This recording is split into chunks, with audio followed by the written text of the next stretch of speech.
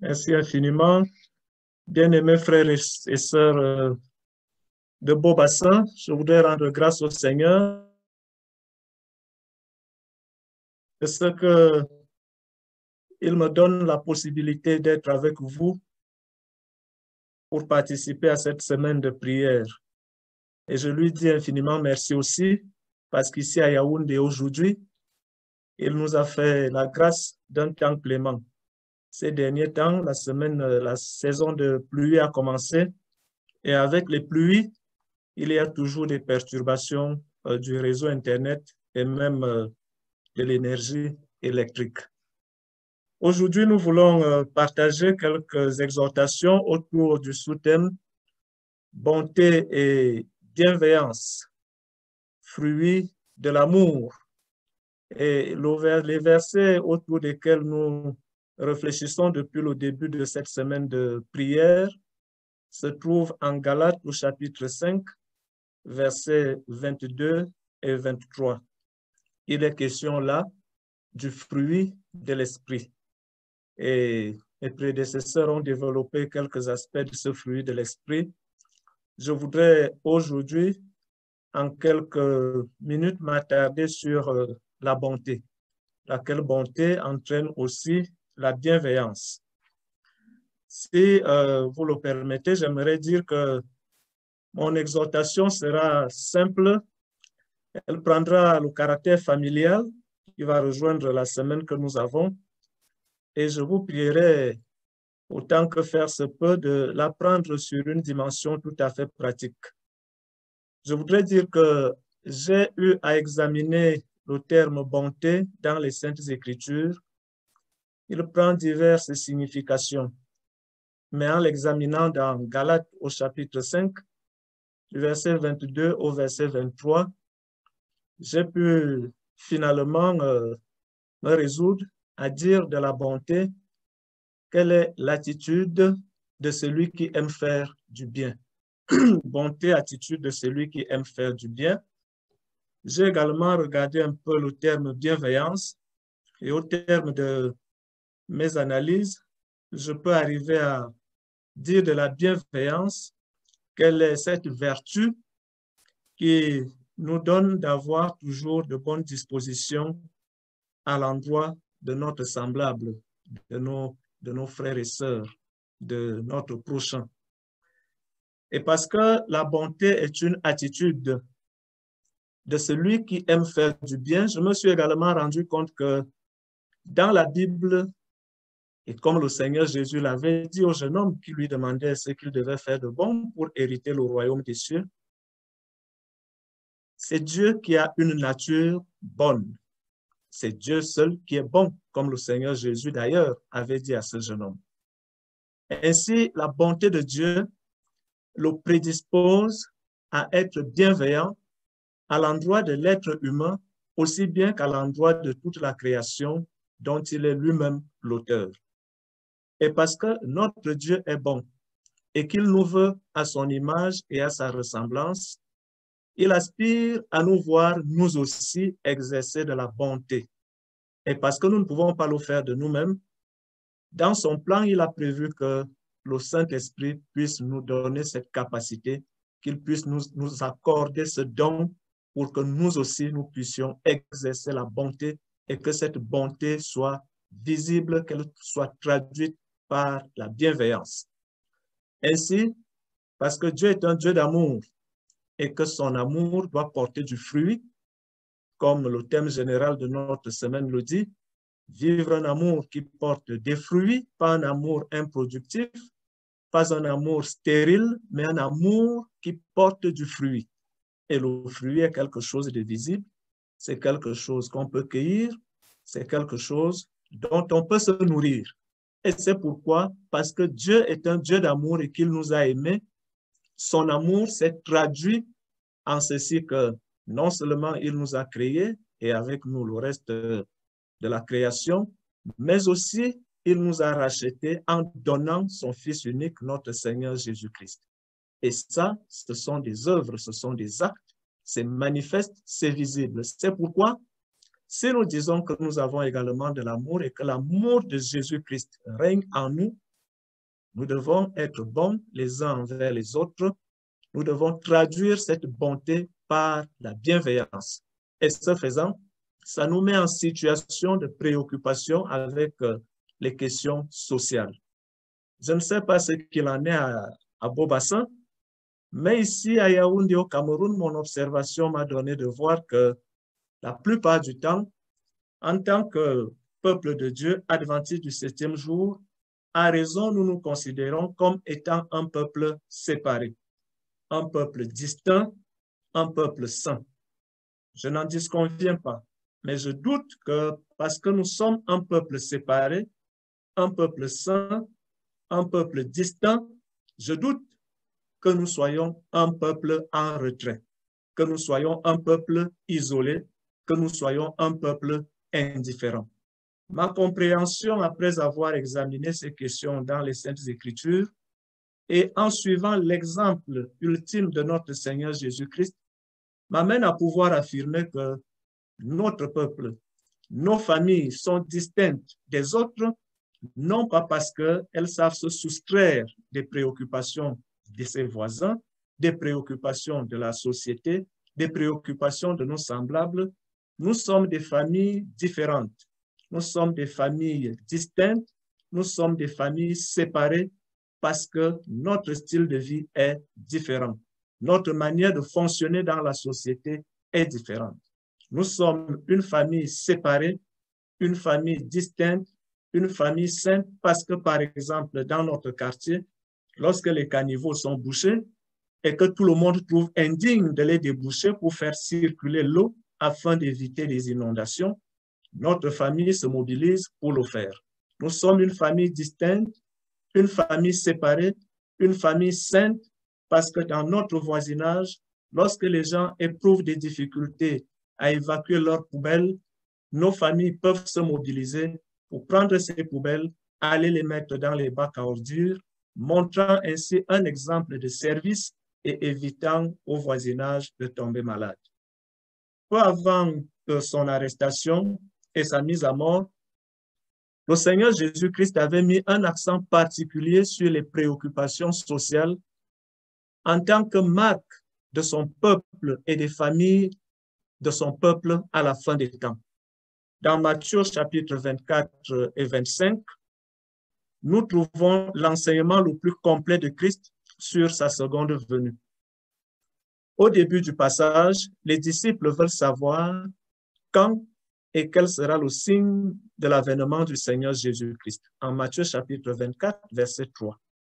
Jésus fait alors plusieurs pas et plusieurs versets dans les 2 chapitres pour répondre à cette question en commençant par « Attention à ce que personne ne vous trompe ».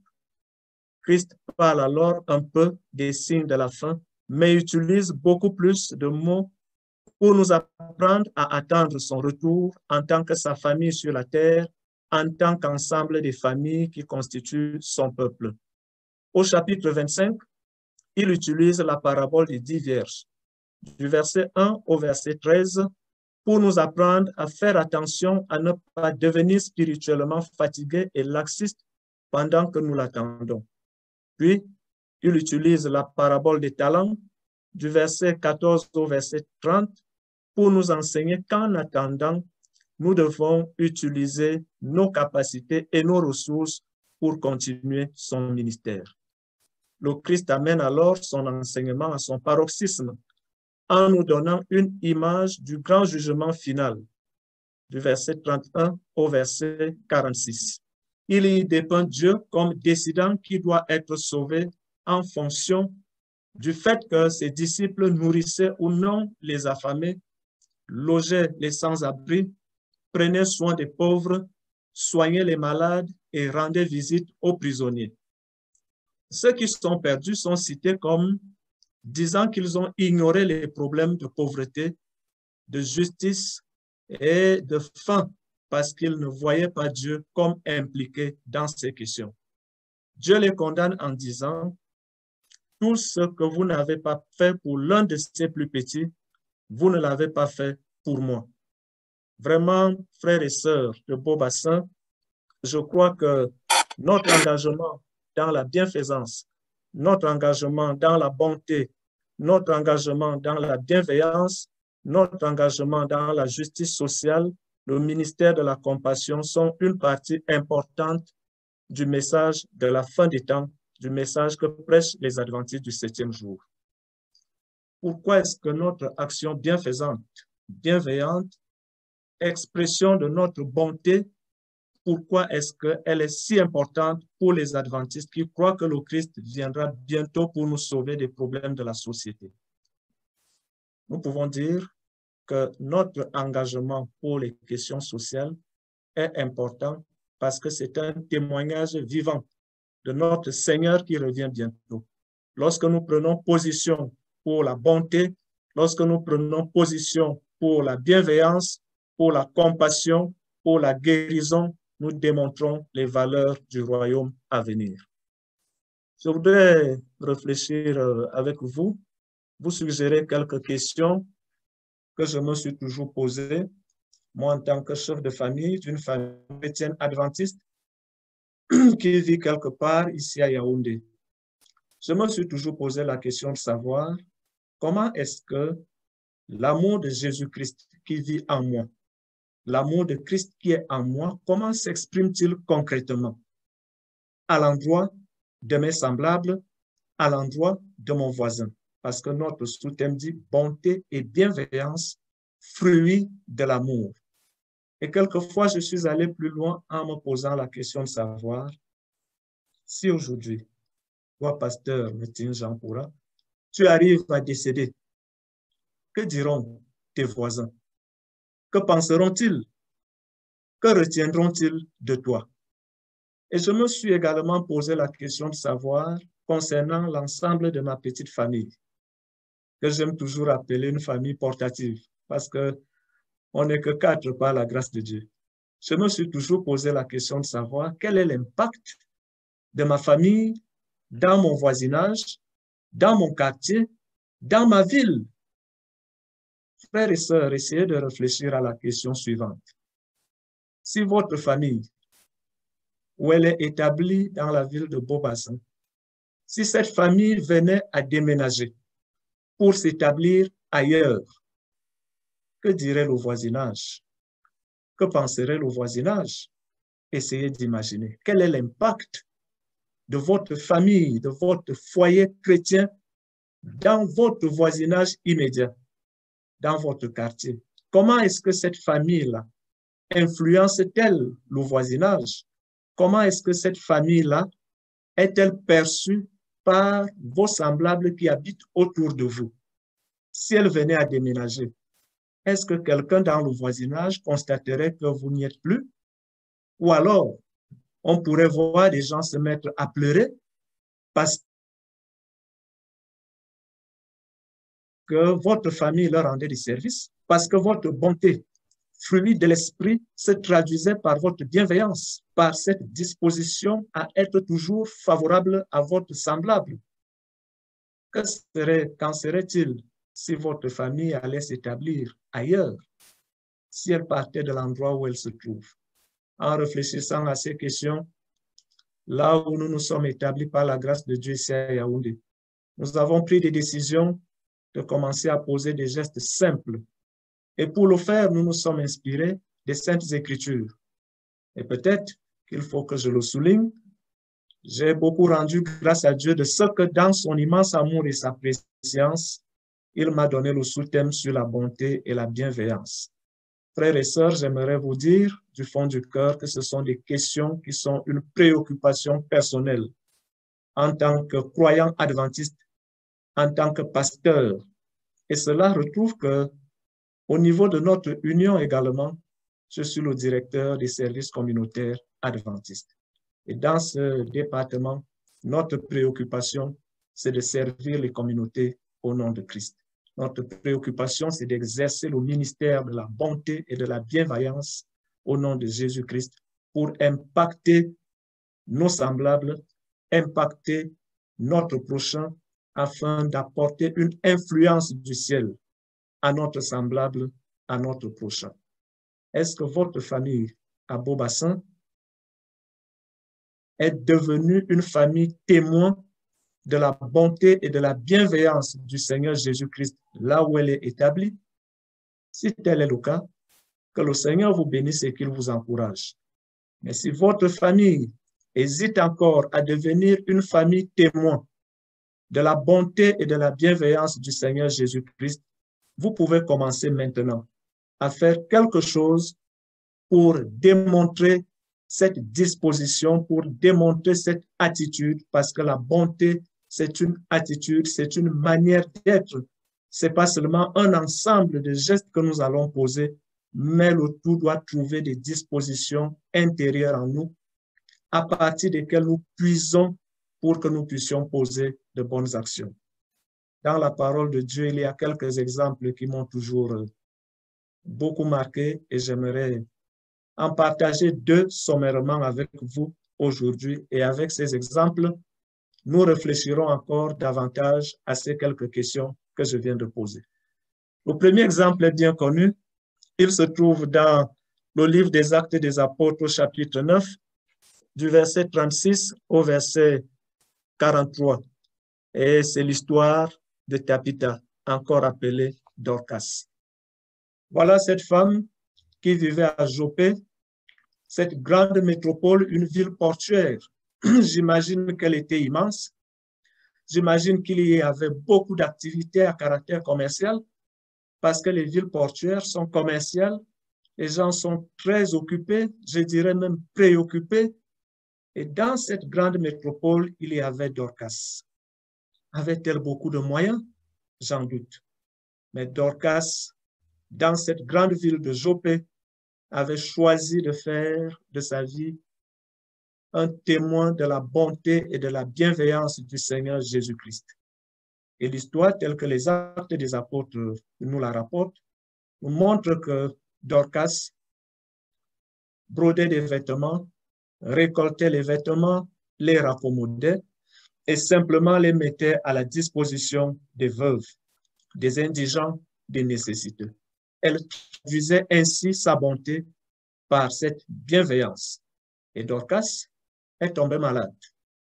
Le récit nous rapporte clairement qu'elle est décédée. Et le Seigneur a envoyé un de ses ministres en la personne de Pierre pour se rendre de Lydde à Joppé afin de ressusciter Dorcas Tabitha. Dorcas est revenue à la vie. Quand je réfléchis à cette histoire, j'aboutis à la conclusion que le Seigneur, en ressuscitant la personne de Dorcas, en réalité voulait ressusciter le ministère de la bienveillance, voulait ressusciter la bonté, la bienfaisance de Dorcas, afin que les veuves, afin que les indigents, les nécessiteux de la ville de Joppé puissent continuer à bénéficier de ces soins. Mon frère, ma sœur, si aujourd'hui je meurs, si aujourd'hui il vous arrive de mourir, oui, nous croyons en la résurrection des saints et le Seigneur Jésus-Christ est fidèle. Il tiendra certainement sa parole. Mais voici ma question. Pour quelle raison concrètement est-ce que le Seigneur Jésus-Christ serait-il appelé à me ressusciter des morts? Pour quelle raison est-ce que Jésus avait choisi de ressusciter Tabitha Dorcas? Est-ce parce que Tabitha avait été baptisée par immersion? Est-ce parce que Tabitha observait le sabbat du 7e jour, le véritable samedi? Est-ce parce que Tabitha rendait fidèlement la dîme et donnait des offrandes? Pourquoi est-ce que Dieu avait-il envoyé son serviteur Pierre pour ressusciter Tabitha? Est-ce parce que Tabitha savait donner des études bibliques? Parce qu'elle prêchait de beaux sermons? Parce qu'elle savait tenir des campagnes d'évangélisation? Est-ce parce que Tabitha était une grande conférencière? Quand je réfléchis à l'histoire de Tabitha Dorcas, morte et ressuscitée, j'ai le sentiment que le Seigneur a besoin que notre observation du sabbat, notre baptême par immersion, les dîmes et les offrandes que nous rendons, que les études bibliques que nous donnons, que les campagnes d'évangélisation que nous tenons, que tous ces discours qui sont corrects, qui savent sortir de notre bouche, je n'en sais pas ce qu'il en est à Beau-Bassin, mais je sais de quoi je parle ici à Yaoundé. Il me semble que cette grande famille adventiste se ressemble d'un endroit à un autre. que ces discours-là se traduisent également par des actes de bonté et de bienveillance à l'endroit de nos semblables et de notre prochain.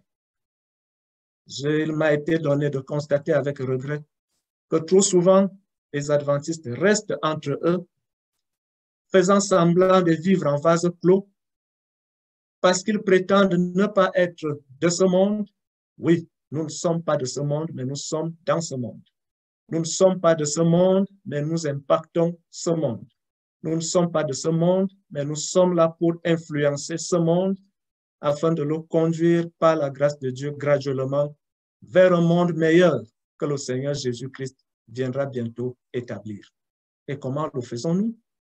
Le Seigneur Jésus-Christ, dans Matthieu au chapitre 25, à partir du verset 31, met un accent particulier sur les œuvres de bienfaisance. Et dans ce texte, il décrit la scène du jugement final en mettant la priorité sur les œuvres que nous aurons posées qui vont déterminer notre position finale. Et de ceux qui seront finalement élus, auxquels il va dire: entrez dans la joie de votre maître, parce que j'ai eu faim et vous m'avez donné à manger. J'ai eu soif, vous m'avez donné à boire. J'étais nu et vous m'avez revêtu. J'étais en prison, vous êtes venu me visiter. J'étais malade et vous êtes venu auprès de moi. Le Christ dit que ceux qui seront trouvés à sa droite, c'est-à-dire les brebis, c'est à eux qu'il dira: entrez dans le royaume qui a été préparé pour vous. Et ceux-là même seront étonnés parce qu'ils n'auront jamais vu le Seigneur Jésus-Christ personnellement dans ces positions et lui poseront la question de savoir: mais quand t'avons-nous vu dans toutes ces conditions et t'avons-nous porté secours? Et mon frère, ma sœur, la réponse du Seigneur Jésus-Christ est claire et nette. Toutes les fois que vous l'avez fait à l'un de ces plus petits de mes frères, c'est à moi que vous l'avez fait. La bonté et la bienveillance doivent se traduire de façon manifeste, de façon visible, d'abord à l'intérieur de nos propres foyers, de nos familles, les uns envers les autres. Et une fois que nous sortons du cadre de notre propre famille, dans notre voisinage immédiat et en développant pas à pas dans notre quartier, notre ville et même dans l'ensemble de notre pays. Tabitha Dorcas à Joppé l'avait compris. Peut-être savait-elle prêcher, je n'en sais rien. Elle observait certainement le sabbat du 7e jour. Elle connaissait la parole de Dieu, mais elle avait choisi d'être un témoin de la bonté et de la bienveillance du Seigneur Jésus-Christ à Joppé. Et quand elle est décédée, Dieu avait choisi de la ramener à la vie pour qu'elle puisse continuer ses ministères.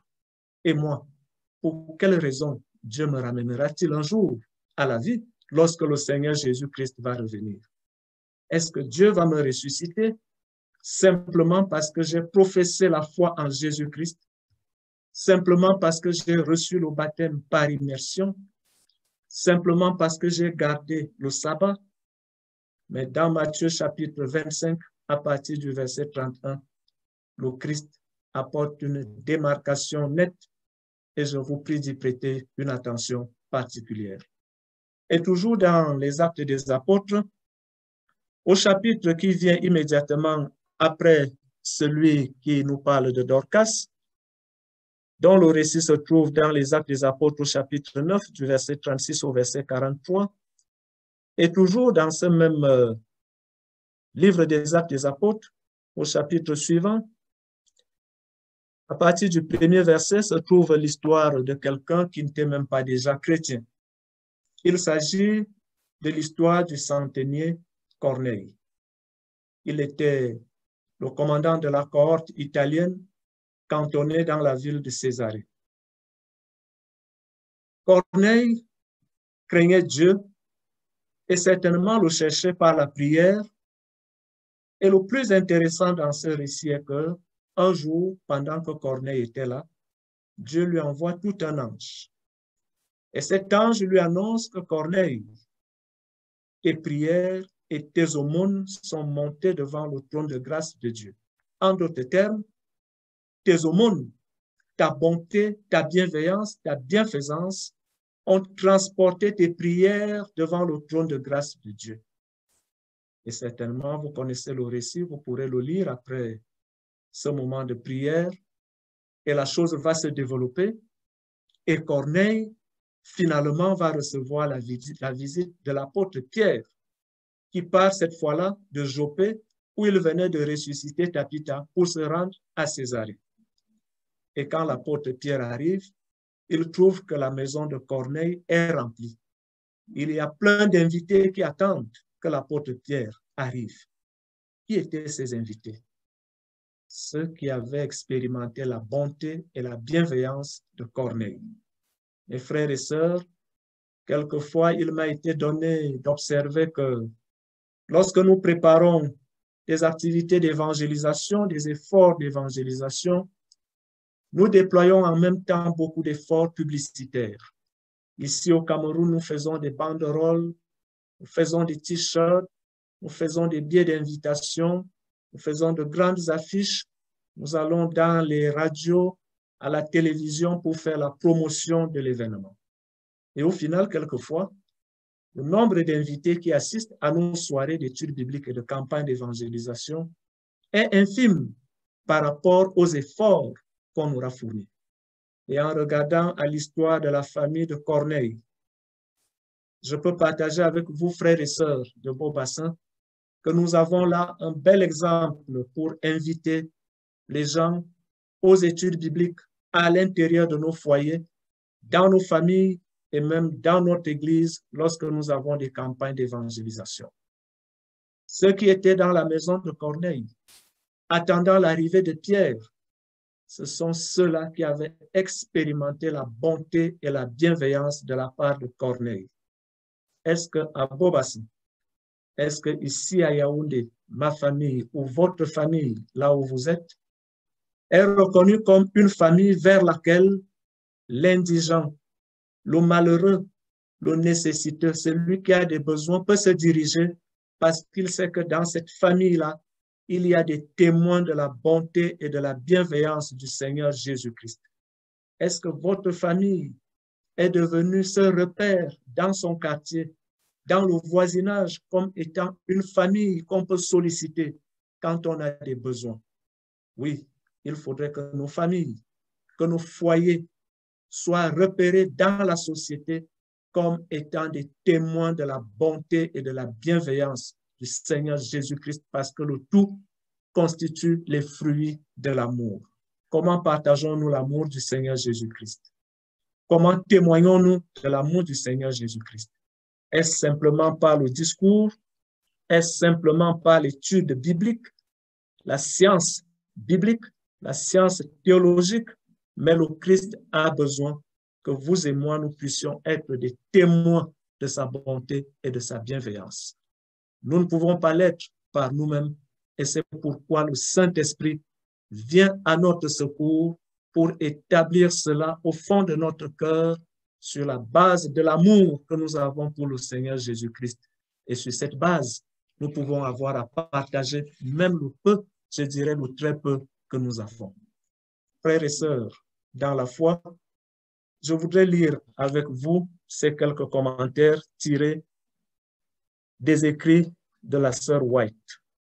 Le premier commentaire dit ceci: le Christ dit, donnez-leur vous-même à manger.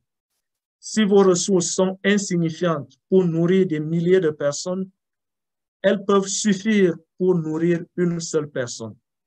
Entre les mains du Christ, elles peuvent en nourrir bien davantage. Comme les disciples, donnez ce que vous avez. Le Christ multipliera le don que vous aurez ainsi fait. Ministère de la guérison, page 37 et page 39. Un autre commentaire dit ceci: le Christ éprouve tous ceux qui se disent ses disciples, en plaçant parmi eux des indigents et des faibles pour qu'ils prennent soin d'eux. Par notre amour et notre dévouement pour ces créatures dans le besoin, nous prouvons la sincérité de notre amour pour lui. Ministère de la guérison, page 173. Ellen White dit encore ceci: à Joppé se trouvait Dorcas, dont les doigts habiles étaient plus actifs que la langue. dont les doigts habiles étaient plus actifs que la langue. Elle savait qui avait besoin de bons vêtements et qui avait besoin de paroles réconfortantes. Et elle s'occupait gratuitement de pourvoir à ses besoins. Elle avait une si grande valeur que par la puissance de Dieu, elle revint du pays de la mort afin que ses talents et son énergie continuent à être en bénédiction aux autres.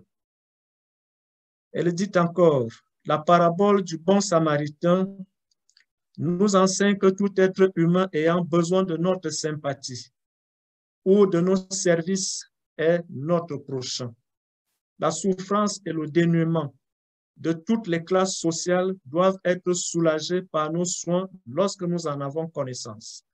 En pourvoyant aux besoins matériels des gens, en soulageant leurs maux physiques, nous trouverons le chemin de leur cœur, où la semence de la vertu et de la religion pourra être déposée.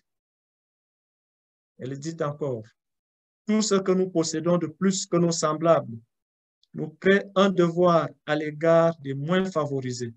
Si nous sommes riches ou si nous sommes seulement aisés, nous sommes dans l'obligation solennelle de prendre soin de ceux qui souffrent, de la veuve et de l'orphelin, et cela de la même manière dont nous aimerions être traités si nous étions à leur place. Frères et sœurs, alors que je suis en train de tirer vers la fin de cette exhortation, je voudrais dire que les familles et nos foyers se consolideront lorsque, en leur sein, il y aura une dynamique nous portant vers le service à l'autre, à notre semblable. Lorsque nous témoignerons de plus en plus de la bonté et de la bienveillance du Seigneur Jésus-Christ, vous verrez que les familles qui font des choses ensemble, et surtout de bonnes choses, sont soudées, sont solides, se consolident de jour en jour. Et qui plus est, si ces familles se mettent en mouvement pour témoigner dans le voisinage, pour témoigner dans le quartier et dans la ville de la bonté et de la bienveillance du Seigneur Jésus-Christ. La sœur White, dans le ministère de la guérison à la page 143, dit « La méthode du Christ pour sauver les âmes est la seule qui réussisse. Il se mêlait aux hommes pour leur faire du bien, leur témoignant sa sympathie, les soulageant et gagnant leur confiance. Puis il leur disait, suivez-moi. Et c'est pourquoi Jésus allait par toute la Galilée, enseignant dans leur synagogue et prêchant l'évangile du royaume, guérissant toutes sortes de maladies et toutes sortes d'infirmités parmi le peuple. Matthieu chapitre 4, le verset 23. Bien-aimés frères et sœurs de la communauté de Beaubassin et tous les autres qui se sont joints à nous, je voudrais vous rassurer que si vous prenez l'engagement d'être une famille témoin de la bonté et de la bienveillance du Seigneur Jésus-Christ, vous en tirerez une très belle expérience parce que la parole de Dieu parle favorablement de ce type de famille, de ce type de personnes. Allons dans les Proverbes. Proverbes au chapitre 19 et le verset 17. Proverbes chapitre 19, le verset 17 nous dit ceci. Celui qui a pitié du pauvre prête à l'Éternel, qui lui rendra selon son œuvre. Ésaïe chapitre 58, à partir du verset 4 jusqu'au verset 11, va nous montrer un chemin très important de la prière. Ésaïe chapitre 58, Ésaïe chapitre 58, à partir du verset 4, nous lisons ceci. Voici, vous jeûnez pour disputer et vous quereller, pour frapper méchamment du poing. Vous ne jeûnez pas comme le veut ce jour, pour que votre voix soit entendue en haut. Est-ce là le jeûne auquel je prends plaisir? Un jour où l'homme humilie son âme, courber la tête comme un jonc, et se coucher sur le sac et la cendre, est-ce là ce que tu appelleras un jeûne, un jour agréable à l'Éternel? voici le jeûne auquel je prends plaisir. Détache les chaînes de la méchanceté, dénoue les liens de la servitude, renvoie libres les opprimés, et que l'on rompe toute espèce de joug.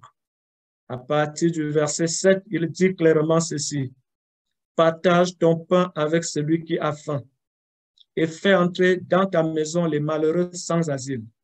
Si tu vois un homme nu, couvre-le et ne te détourne pas de ton semblable.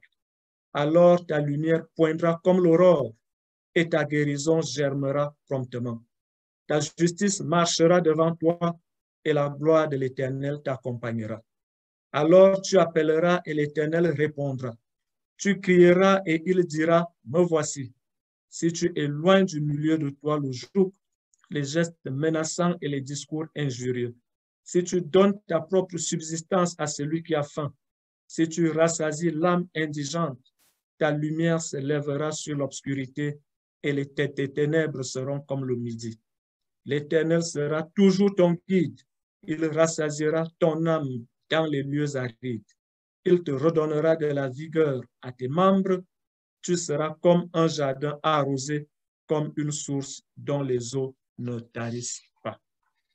Frères et sœurs, je voudrais également que nous lisions Jacques au chapitre 1 et le verset 27. Jacques au chapitre 1 et le verset 27.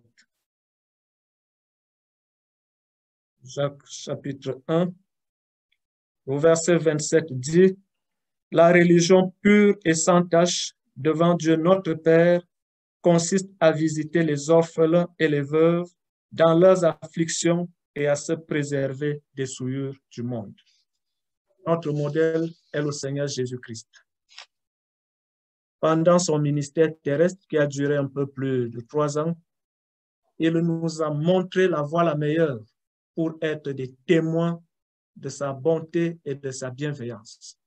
Le Seigneur Jésus-Christ, en vivant sur cette terre, n'a été solitaire que lorsqu'il fallait aller méditer et prier. Le reste du temps, il était solidaire des êtres humains pour les aider, pour leur témoigner de sa bienveillance, pour leur témoigner de sa miséricorde, son affection. Il manifestait sa bonté. Elle était palpable, elle était visible. Je voudrais que nous aussi, parce que nous disons que nous demeurons en lui, que nous puissions marcher comme il a marché lui-même. Que chacun de nous devienne un témoin de la bonté et de la bienveillance du Seigneur Jésus-Christ. Que chacune de nos familles, chacun de nos foyers, chacune de nos communautés d'adorateurs, qu'elles deviennent véritablement un témoin de la bonté et de la bienveillance du Seigneur Jésus-Christ. Un jour, 2 voyageurs s'étaient mis en route et ils avaient marché pendant une journée pleine. Au soir de leur premier jour de marche, ils sont arrivés dans une maison et là, ils avaient voulu passer la nuit. C'était le soir. Ils avaient trouvé le chef de famille et l'ensemble de la famille qui prenaient un repas. Après avoir posé leurs problèmes, le chef de famille leur avait répondu le ton hautain que, bon, écoutez, vous passerez la nuit au sous-sol. Et désignant un de ses enfants, il lui demanda d'aller leur montrer le sous-sol. Arrivé au sous-sol, il n'y avait même pas du tout une seule natte. Les 2 voyageurs, dont l'un était âgé et l'autre plus jeune, avaient dû passer la nuit à même le carrelage au sous-sol de la maison avec tout ce que cela comportait comme froid. Le lendemain matin, avant de partir, le plus âgé des voyageurs regarde le mur de la chambre où ils avaient passé la nuit et constate que le mur avait des trous. Il étend la main vers un premier trou, le trou se referme. Il étend sa main vers un deuxième trou, le trou se referme. Et le jeune voyageur de lui dit, mais comment peux-tu faire ça? Nous avons été mal accueillis dans cette maison. Et tout ce que tu trouves à faire, c'est de leur faire du bien en fermant les trous de leur chambre. Et le plus âgé de lui dire, jeune homme, les choses ne sont pas toujours telles qu'elles paraissent. Ils avaient continué leur voyage et peu après avoir marché, ils sont arrivés dans un village. Et là, le chef du village les avait accueillis. Et le chef de village les a accueillis avec beaucoup de joie et de solennité. Ils ont passé la nuit et le lendemain, il fallait repartir. Mais en repartant, arrivé au bosquet, le plus âgé met la main dans le sac. Il sort un grand verre et il montre au jeune voyageur en lui disant, voilà le verre avec lequel le chef se désaltère régulièrement. Je l'ai volé afin qu'il n'ait plus à l'utiliser. Le jeune voyageur ne comprenait absolument rien. Et le plus âgé de lui dire, jeune homme, les choses ne sont pas toujours telles qu'elles paraissent. Continuons notre marche. Dans un autre village, ils furent accueillis par un plus grand chef. Il avait donné un festin pour eux et le moment de repartir était arrivé. Mais pour poursuivre leur voyage, il fallait traverser un cours d'eau. Et le chef, parce qu'il respectait les deux voyageurs et voulait les honorer, désigne son premier fils, l'héritier du trône, et lui dit, fais traverser la rivière à mes deux autres. Et au beau milieu de la rivière, le voyageur le plus âgé se lève, saisit le fils du chef par le bas des jambes, le noie jusqu'à ce que mort s'ensuive. De l'autre côté de la rive, le jeune voyageur était de plus en plus en colère. Il lui dit, mais écoute, comment peux-tu être si méchant? Ce chef ne nous a-t-il pas bien accueillis? Et tout ce que tu trouves à faire, c'est de noyer son fils. Et le plus âgé de lui répétait, mon cher, les choses ne sont pas toujours telles qu'elles paraissent. Continuons notre route. Après avoir marché, ils sont arrivés dans un bosquet et il n'y avait qu'une hutte. Et dans cette hutte vivait un vieux et son épouse. Il demande l'hospitalité et ces deux les accueillent. Parce qu'il n'avait qu'un seul lit, le monsieur décide de céder son lit aux deux voyageurs et sa femme et lui-même allèrent se débrouiller autrement pour passer la nuit. Et le matin, au réveil, le jeune voyageur regarde par la fenêtre. Il voit le monsieur et son épouse en train de pleurer, agenouillés à côté d'une vache qui était décédée. Il réveille le vieux voyageur et lui dit, toi qui fais des choses étranges, ne pouvais-tu pas empêcher que la vache de ce couple ne meure? Eux qui nous ont bien accueillis, pourquoi tu laissais que leur vache meure? Et le plus vieux de lui dire, jeune homme, les choses ne sont pas toujours telles qu'elles paraissent.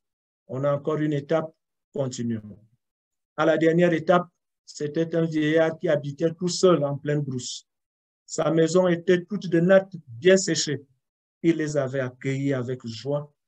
Les deux voyageurs avaient passé la nuit et le monsieur leur avait dit, je suis en lève tôt, très tôt le matin, moi je vais à mes champs, j'aurai apprêté votre petit déjeuner, sentez-vous à l'aise chez moi, prenez-le et poursuivez votre route. C'est ce qui avait été fait. Mais alors, après avoir pris le petit déjeuner, le vieux voyageur frotte une bûchette d'allumettes et la pose sur la maison en natte bien séchée. Et toute la maison prend feu, entièrement consumée. À ce moment, le jeune voyageur ne pouvait plus continuer. Sa colère était extrême. Il lui dit, mais qu'est-ce que tu fais? Pourquoi peux-tu être si méchant? Et le vieux voyageur de lui dire, jeune homme, je t'ai dit que les choses ne sont pas toujours telles qu'elles paraissent. Nous avons dormi dans une première maison au sous-sol. Et là, j'ai constaté que les trous qu'il y avait dans les murs conduisaient à l'argent. C'est au sous-sol qu'ils gardaient tout l'argent de leur maison. Et ils trouaient le mur pour le faire entrer à l'intérieur des parpaings. Et parce qu'ils nous ont mal accueillis, j'ai fermé tous ces trous afin qu'ils aient de la peine pour retrouver leur argent.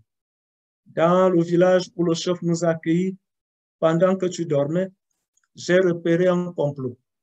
Et un des enfants du chef, qui est pressé de devenir le prochain chef, avait comploté avec ses serviteurs pour éliminer ce chef qui nous a bien accueillis. Et je les ai vus empoisonner le verre dans lequel le chef avait l'habitude de boire. Et pour que ce chef ne meure pas et qu'il continue de bien accueillir les visiteurs, j'ai soustrait le verre afin de lui donner la chance de continuer à vivre et de continuer à être un témoin de la bonté et de la bienveillance du Seigneur Jésus-Christ. Dans le deuxième village, le chef a indiqué son propre fils pour nous faire traverser la rivière. Ce jeune homme a trouvé que c'était une humiliation pour lui et avait la résolution qu'au retour de cette traversée, il mettrait à mort son chef pour le punir de l'avoir ridiculisé. C'est pourquoi je l'ai noyé, afin qu'il ne rentre pas tuer ce chef qui nous a donné un festin et qui nous a très bien accueillis. C'est pourquoi je t'ai dit que les choses ne sont pas toujours telles qu'elles paraissent. Nous sommes arrivés chez un couple de vieux qui nous a cédé son propre lit. Nous y avons passé une nuit paisible. Mais pendant que tu dormais, j'ai vu venir l'ange de la mort qui avait pour mission d'ôter la vie à cette femme. Et j'ai négocié avec lui pendant toute la nuit, le persuadant de prendre la vie de la vache et de laisser la vie de cette femme qui nous a bien accueillis au point de nous céder son propre lit. Aurais-tu préféré que ce matin, cette femme soit décédée et que la vache soit en vie? Jeune homme, les choses ne sont pas toujours telles qu'elles paraissent. Un monsieur qui habitait en brousse seul nous a bien accueillis. Mais ce qu'il ignore, c'est que là où est située sa cabane, il y a des matières précieuses. Et j'ai dû brûler cette cabane pour qu'en creusant pour la reconstruire, qu'il découvre sur quoi était posée sa cabane et que désormais, il devienne plus riche. À ce moment-là, le voyageur le plus âgé a commencé à se transformer.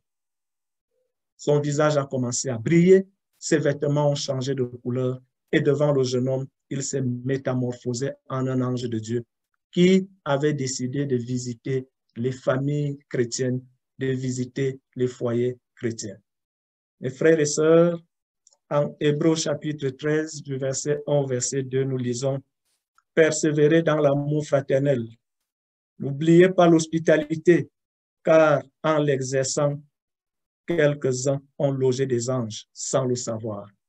Bonté et bienveillance, que ça ne soit pas des mots, que ça ne soit pas un discours.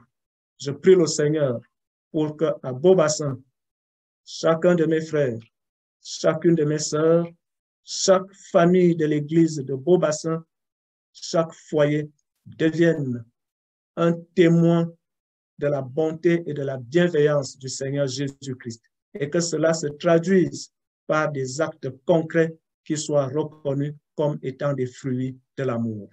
Et lorsque vous allez vous engager à le faire, soyez rassurés de ce que le Saint-Esprit vous encouragera, il vous accompagnera et au final, vous recevrez la bénédiction du Seigneur Jésus-Christ.